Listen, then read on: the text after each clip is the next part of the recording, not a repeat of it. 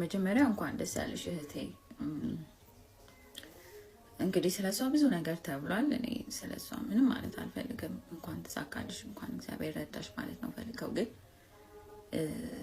ሴቶች ስለ ትዳር ያላቸው አመለካከት የተጋነነ እንዲሆንና የማህበረሰቡን አፍ ጥላቻ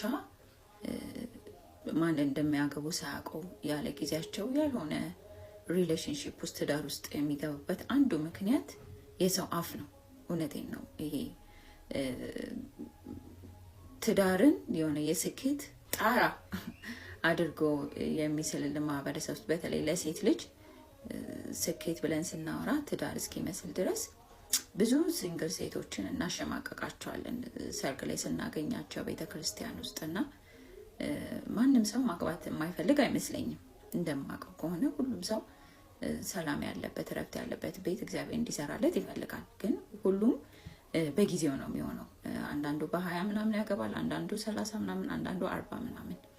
ግን ለሰዎች ያሰባችሁላቸው መስሏቸው በተለይ ሲንግል ሴቶችን ያንቺስ መቼ ነው የምታገቢው?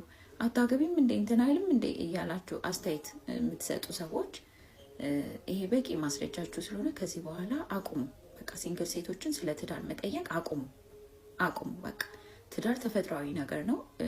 ሰው እድሜው ለትዳር ሲደርስ እራሱን ማግባት የሚፈልግበት ኤጅ አለ። በዛ ጊዜ ጀምሮ ለሱ የሚሆነውን ሰው ይመዝናል፣ ይፈትናል፣ ያያል።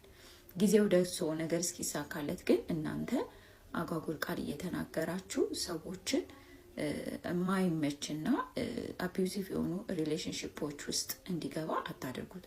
አዎ ትዳር በረከት ነው፣ ግን ማረፊያ ደግሞ የሚሆነው እግዚአብሔር ያለበት ጊዜውን የጠበቀና በማስተዋል የተመረመረ ሲሆን ነውና ሲንግል ሴቶችን በተለይ የምትጠይቁ መቼ ነው የምታገቡ እያላችሁ የምትጠይቁ ሰዎች አቁሙ ለማለት ነው።